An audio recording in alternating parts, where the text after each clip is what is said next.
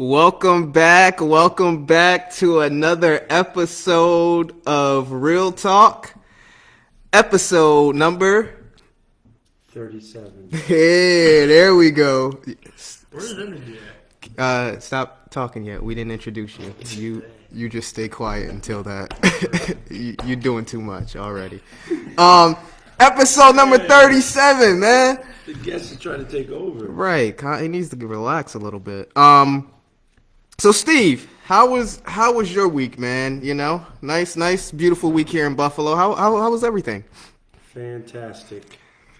Right. Wouldn't be a Reeeal Talk episode if we didn't get that, Fantastic. one word answer.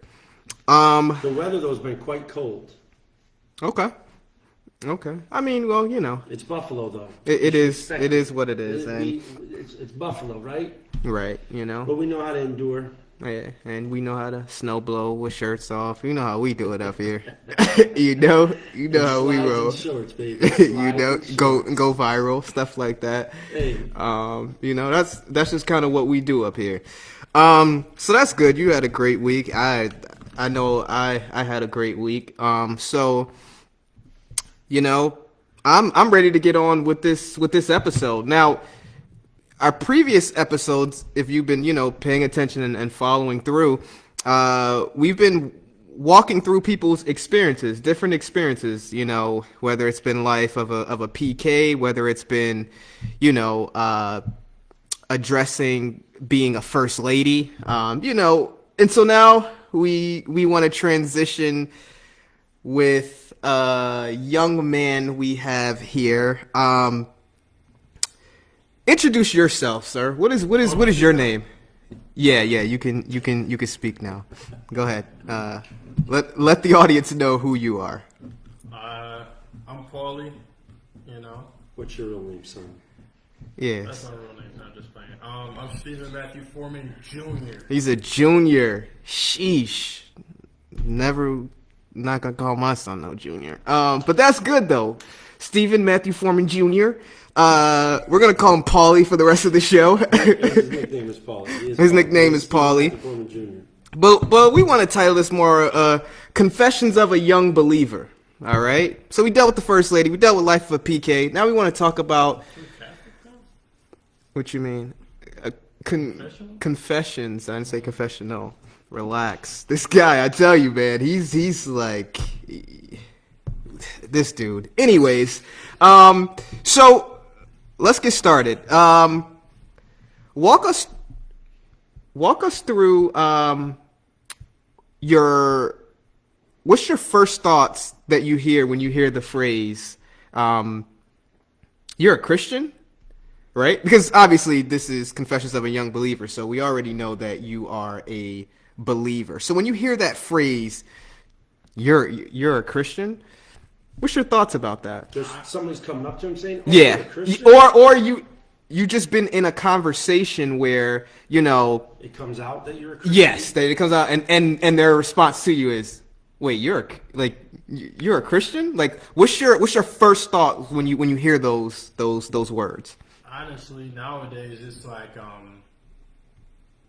I hear that from like somebody who doesn't know I'm a Christian already, or like I at least know that they're a Christian, and I'm like, they probably think I'm like I don't know, a homophobe or like a transphobe, whatever. Like it does have an icky connotation nowadays with the reputation some people have given it, but yeah, that's what I think. The reputation that they've given Christianity? Yeah, like how people see it now, as well as Christians themselves. But So it makes you cringe just hearing like, man, I gotta defend this. yeah, when it's coming from a non-Christian, because when you get like a sense of community when you do hear like, oh, you're a Christian too, like it's a different tone of voice. Yeah. Like Yeah. when it's like, oh, you're a Christian? Okay, that's cool. So. That's cool. So walk us through how you became saved and at what age, what transpired, if you can remember and walk us through that. So I've always grown up in a church, and I was always interested in the biblical stories and whatnot. And so this one time, me and my church, we had went to the church on Jefferson and Genesee, or not Genesee, Glenwood. I don't know. No, it was. Wasn't it over there? No, it was over on Grider, and it's over on the farther east side. Really? Yeah, I remember very clearly. I remember clear as day. It was a visiting church, though. Yeah, it was a visiting church. It was like in this big old dining hall. Yep. It had like a huge stage. Yep. I forget what we was there for, but it was like obviously for some type of service. Mm-hmm. And we was in the back. It was like a huge dining hall. We was all just sitting there. I think we ate before, and then like afterward, they like called up kids. They was like, if there are any kids that like want to get saved, and haven't professed Christ as their savior yet, like now's the time to do so.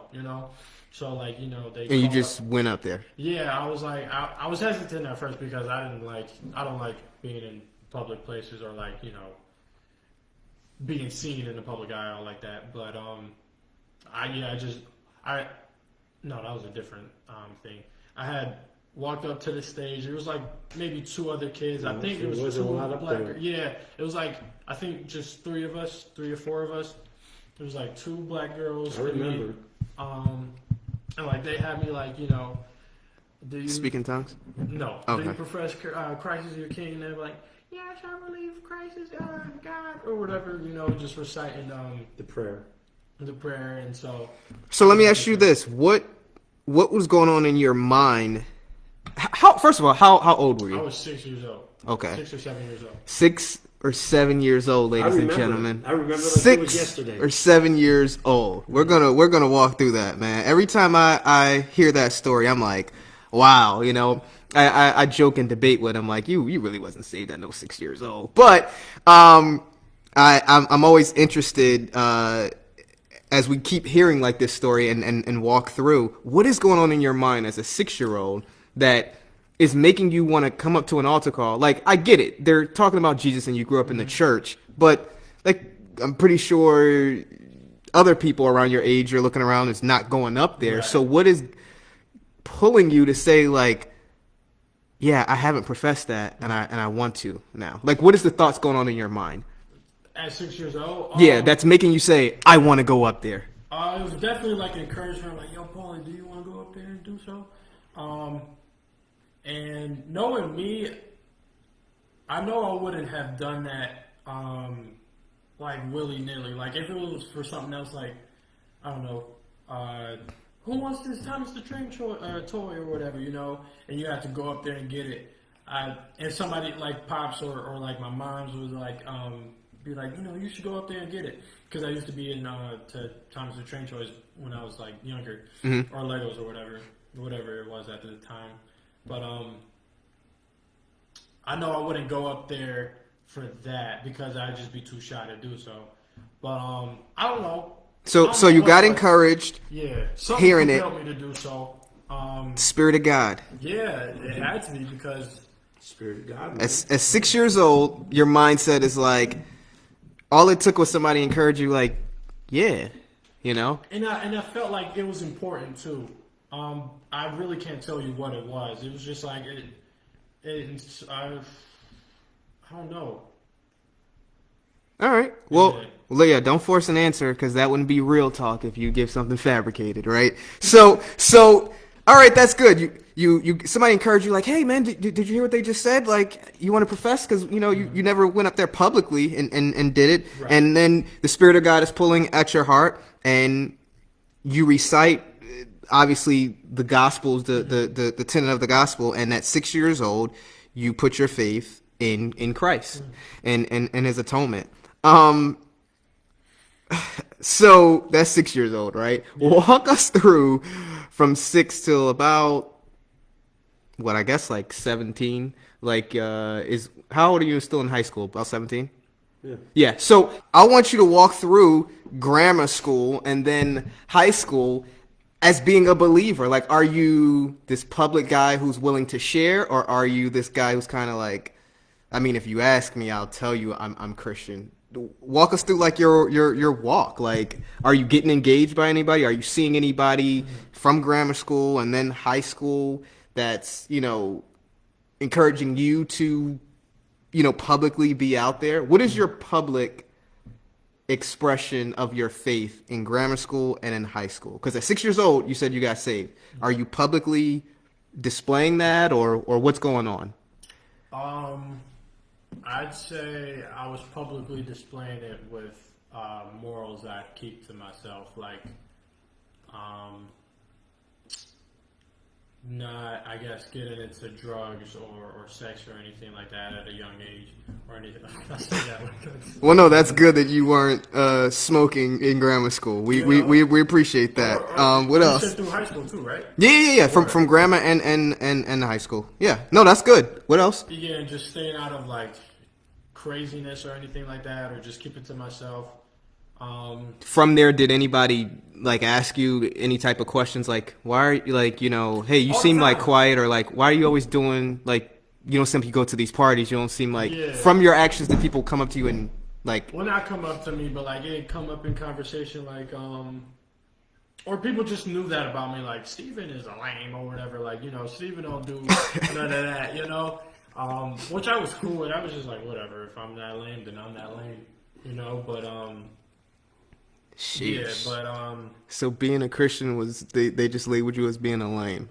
because I wasn't in like to smoking or getting lit or anything like that, like going out partying or anything, or smoking or just like Any other immoral thing, right? indubitably. Okay. I would say though, I my language wasn't the best. Well, hold on. We'll definitely get into that. We'll definitely get into that aspect. This is confession of a young believer. Yes, yeah. Well, don't worry, we'll get there. Slow down, young Padawan. But yeah, it'd be more. He's like, man, I got some stuff. Yeah. I don't want y'all up here thinking that I'm this dude who got it figured out, because I don't want nobody looking at this video and then commenting like, no, I know how you were. Precisely. I want to put that out there on public display. I wasn't perfect, so I'm don't. still working through some things. Yeah, don't. God's not finished with me yet. Don't trip. Okay, so publicly, you really weren't verbally professing anything to kids in Right. your school. It was just. Also, I honestly, I would get one thing that would like prevent me from publicly be like, I'm a Christian, yeah, kind of thing. Like was the whole, I don't know. It's kind of like,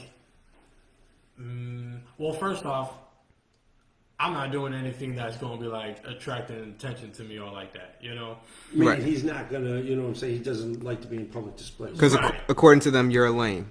So Not even just that, but No, it's just just like, his personality. yeah. you're more of an introvert. Yeah. You're to yourself. Yeah. I So want And he's you- not going to be putting himself out there to get roasted. Right, so that's another thing. He's like, "Oh, you a Christian? He's doubly lame." Like, so you wasn't gonna put yourself out there for the faith, man. Hey, easy. I always wanted to, and like, I looked at my Easy. dad. I'd be like, "Yo, this dude is like bold with it," People like around me. That ain't me. Yeah, it's tough. It's tough. Yeah, Dad, that spirit didn't follow me. That fell on your daughter, your first daughter, because she's a beast. She's bold. I don't have that. But I'm gonna keep praying for you that you keep going out there. Word Yeah. up.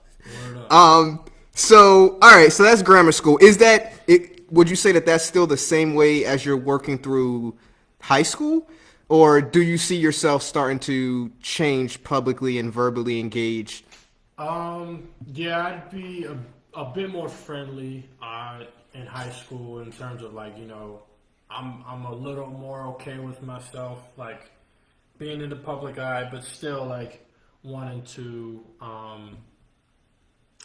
not have all the attention or like just have every eye on me kind of thing. So, but I get into more conversations with people about God. Like there was an atheist in my there was a couple of atheists in my high school career, and I talk to them sometimes. Like I'd ask them a question about something, how they felt about something, and it wouldn't lead to much because like in the middle of that conversation, it's like, do your work or stop talking, or something else. No, but that's good though, because you already shown that your personality type is to yourself. Mm-hmm. But so what made you want to say, instead of just holding on to that, like, well, God, you just know that this is my personality type. Like, yeah, I'm a Christian, but my personality type is more so like I'm laid back. I really don't say much.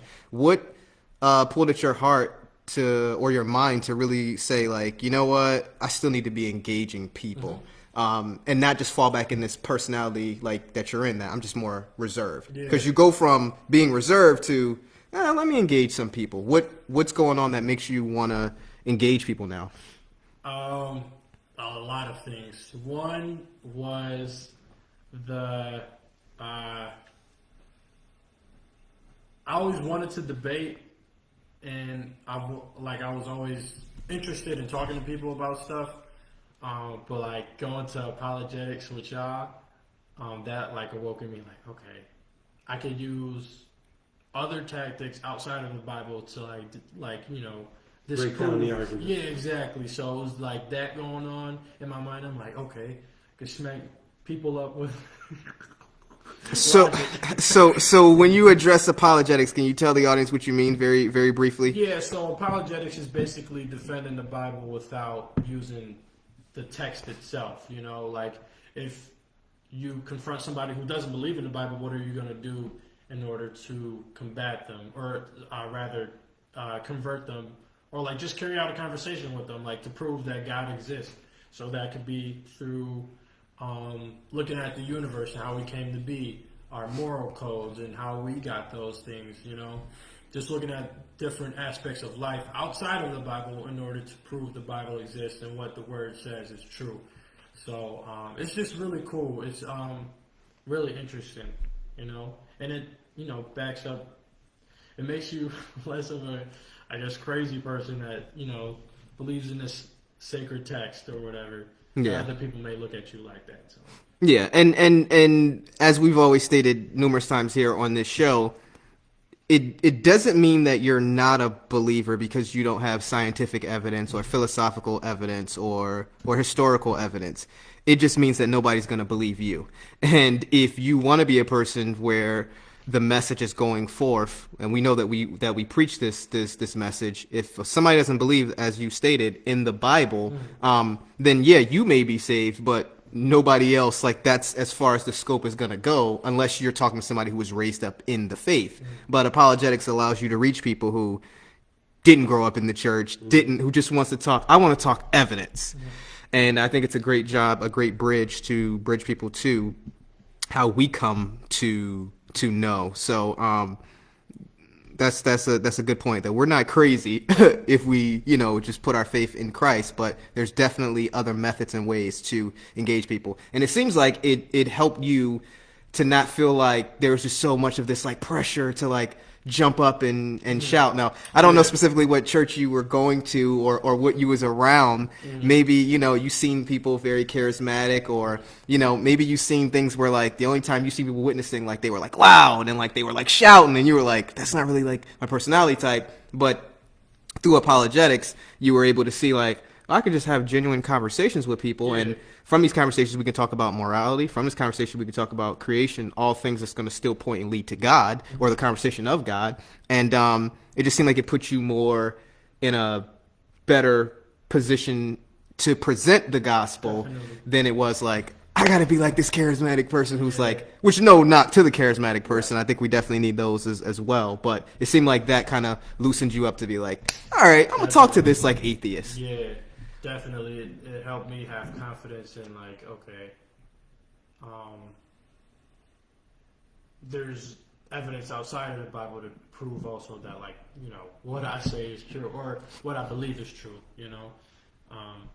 But yeah, that was like one reason why I started loosening up. I also felt like I always knew from a young age I needed to like somehow speak up, and it just naturally, I guess, I was more inclined to talk to people because I felt like it was an obligation. As a Christian, you don't want to, or you really can't, just like will people into believing, but rather you got to have that conversation. You got to build that rapport with the person. So you don't believe that you can just pray a person into the kingdom, is what you're saying? No.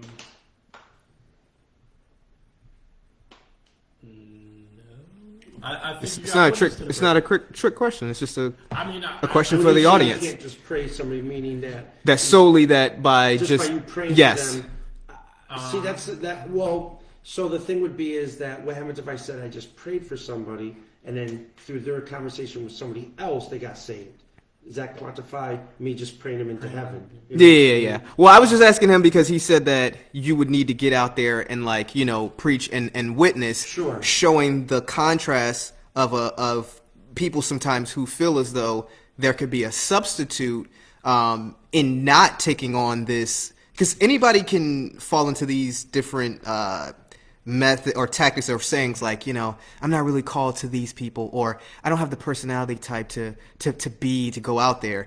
And yet he's at a young age. He's still saying like, no, I knew I needed to be able to get out there and preach and not try to find ways to say like, no, I've been praying for people where but you're also should be getting out there, being told no. I'd say not solely through prayer.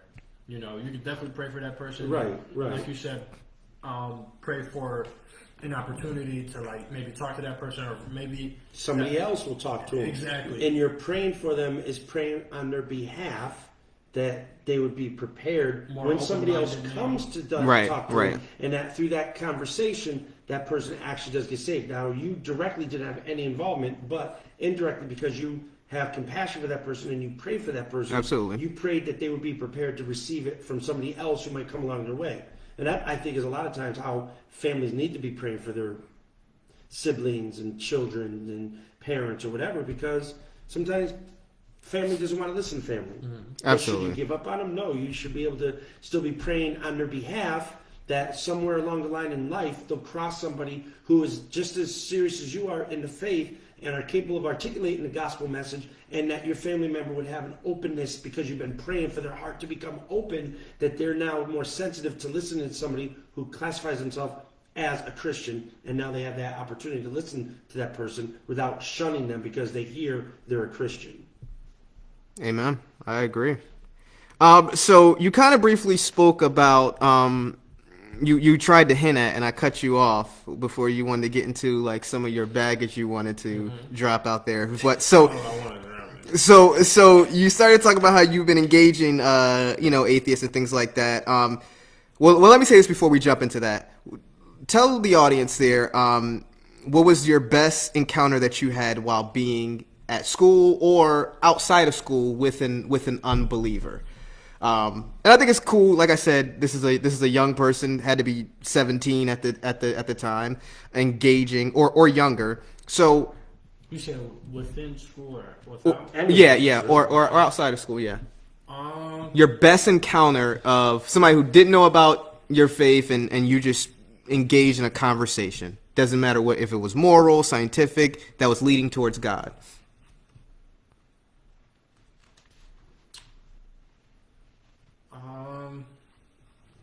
That didn't know I was a Christian. Yeah, that didn't know. Best is in how I articulated a point, or they came to know Christ better. Just that you feel like I gained the most. No, you feel like you really were in a position where you gave a very good demonstration of the Christian faith. Whether it was in a discussion, in a debate, a talking point, or being able to just be compassionate towards somebody to hear their story, and you shared your faith with them and you shared your whatever, and they were willing to accept that conversation and be like, I appreciate you doing that. Something like that. As a young person, because we're really talking about your development as a young person when it comes to the Christian faith and the challenges, the ups and downs. Mentally, what were you processing, going through, and how did you engage, and how did you adapt, and how did you work through and endure, and so on. Honestly, I haven't had a conversation like that. You know what? I actually did. Through Instagram. This one girl that I went to for Donia with. I was gonna say you have a couple. Yeah, I have a couple, but like they weren't like, you know. Through Instagram. No, Instagram here's normally the got thing, pictures. so- So what's going on? I'm trying to figure out. Twitter normally has the. Come on. I'm asking Direct you. messages. You know? Oh yeah, DMs.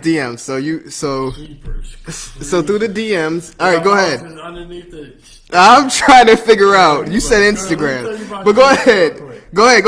I want to keep you focused. You said He Instagram. had a good conversation. I mean, they were going back and forth, like on a logical level Mm-hmm. about Christianity proper and using evidence outside of the sacred text, like he said earlier. So tell him about that. And so. The reason why I know because he kept, Well, yeah. Utilizing you for I went so- to both of them for like information and like how to articulate the point that I wanted to make, but because like it was just, anyways. main points, just main points. Go Yeah, ahead. so basically, this girl from Fredonia, I went to this pre-college program, like, in between going to freshman and sophomore year at Fredonia, and we became friends. And then, like a couple years later, she had made a post about Noah's Ark and how that was like copied, like ripped off of somebody else's, like I want to say. copycat. Yeah, basically, it was a copycat of like an earlier civilization story of the same telling of there being a great boat, a great flood and whatnot. And so we just were conversing different points about it. You know, it was like a bit frustrating because like she'd bring up one point and then another point, and then another point, and I'd seen all these points. Like I've seen them demonstrated in or brought up rather in apologetics, and so I was like, there's just too much going on in my head. Like, you know, I want to address this point, and then she brings up this point. Like, why isn't God doing this? You know, and why is this also happening? And isn't God also misogynist? Because you know, there was just so many different ideas, and so I just try to work through one point after the other, just bring in one like just argument, like, okay, maybe if we don't conclude on this, then maybe we could just like move on to the next point. And so, you know, we just went from Noah's Ark to misogyny in the Bible to what else? Just some craziness. Like, where do we get morals from? Like, why should we listen to these old men that made the moral code back in the day? Man, those old men. You know, like old white or old men back in the day. Like, why should we listen to those? To like, why can't nature create itself? You know. And so at that point, I was just like, yeah, we gotta agree to disagree because that just doesn't make sense to me, at least. You know, and I came to find out, like, eventually, I don't know, to this day, I don't know if this is a joke or not, because on her stories, she gotta, like, you know, post tarot cards and stuff like that. So, but she came to me, was like, and I seen on her story, too, that she was trying to mess with this pastor kid, and she was saying that she converted to Christianity, which was cool. And she came to me, and she was like, you know, your conversation, like, really opened me up to that thing, and so... That's what's up. Yeah, it was really cool to see that. Yeah, you know, it was like... How long from the time you had the conversation to You were hearing about her too. I want to say it was like a year or two. You know, I went to Jack. I was like, "Yo, how should I go about this? I don't know if this You is went to Jack? I told you about her. Why would you go to Jack? that's really irrelevant. That's crazy. I Why get- would you go to Jack? I guess- I'm your father. I guess I'm we're the seeing pastor. that she came back to him and said, "Man, God really worked in that conversation. You probably should go to Jack more." So, but that's very interesting because in your mind, you're probably At that moment, I'm just like, dude, whatever. right. I'm hoping that I planted the rock in it or put a pebble in her shoe in order for her to like pick that up again. Like, I don't know, whenever she goes to think about morality, like maybe what he said was true, but at that moment I was just like, yeah, she sounds crazy. Let me just... Are you thinking like, man, mankind is really like lost? Like this is like they need God. Like what is going on in your mind when you're done? Like when the last sentence is sent, or when she sent the last, however the conversation ended. Mm-hmm. What's your thoughts in your mind? Like she's lost or whatever. And I'm only asking you now because I want to then ask, what are your thoughts from that? Hearing, 2 years. I know you said you were like happy, but what's going on from the time you're done with the conversation? Like your thoughts. I always think about like how I could maybe phrase things better for the next conversation I have with a person, or maybe take the information that like I did use heavily use both of these guys in their words and like how I should phrase certain things. So I'm like, okay, maybe for the next conversation or when I actually have this conversation in person, because when you're texting somebody like a huge paragraph about how like morality comes from the Bible, it's different in person because you got so many different elements like facial expression, tone, or even the setting too. Like in Yeah. the classroom, you only got like maybe 5 seconds to get your piece off, but get what you want to say out. Jeepers creepers. Just keep talking. So you're going through that thought process of thinking like, man, like I could have probably said some things better, and like, she was saying some craziness. I hope God eventually. Or how can I steer this conversation in one lane, rather than like have 5 different Directions subjects thrown at me in this one conversation, And then boom, a year or 2 later, you get this. Outside of the sense of being happy, what else is going on in your mind? Is there any thought that's like, man, like God is preparing my mindset to see that like things don't always happen in the moment? Like, definitely. And also like, I'd always hear about stories of people like other people converting other people, and I'm like, dang, that sounds dope. Not to say like I want accolades or anything, but it's like I haven't experienced anything like that in front of me, like somebody being converted, or let alone me having an influence in that conversion. So I was like, oh, okay, wow, it was a new feeling for me, It was like it was dope. It was pretty cool, just seeing how God can work, not like you said in that moment, but later down the line. You don't know how a conversation would affect somebody's mindset down the line, so that's what I was thinking. Well, and it's always a great thing to see younger in your faith, you working through things that adults have to work through. And I know there's like a specific verse, maybe Steve knows, addressing like, dealing with certain burdens or dealing with certain things in the faith when we're like younger, how much benefit it is like by the time like we get older. Maybe it's not a verse. Don't quote me. But the point is that you working on that 17, 18, and if you continue in that thought process knowing like, man, not every conversation is going to happen right away. It may take 2 years. You start to train your mindset to pray within that time frame. You start to train your mindset to say like, hey, it's not my job to know what's going to go on after that. It's my job to plant the seed. Somebody else is going to come through and water, and then God's going to get the increase. But you're learning that at 18, 17. Some people don't get that until in their 30s. And so by the time you're in your 30s, if you've been doing this for 13 years, of consistently doing this, you should be further on. More fruit should be produced. And so I think that's why it's so important that you got to see that little testimonial, if you will, because there's so many nuggets woven in that for you to be able to keep going forward.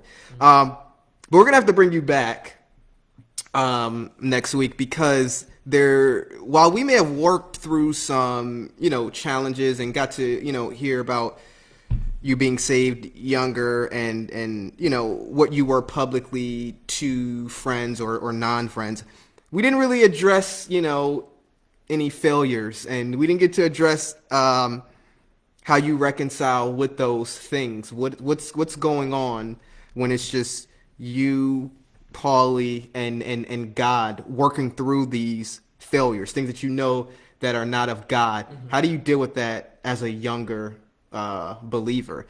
And so, we're going to dive into that and some more challenging things as a young believer that we want to get into. So episode 38, we're going to deep dive further and further, and it's going to continue to be more and more real talk here. Co-host, you have anything else to add? I think it was great.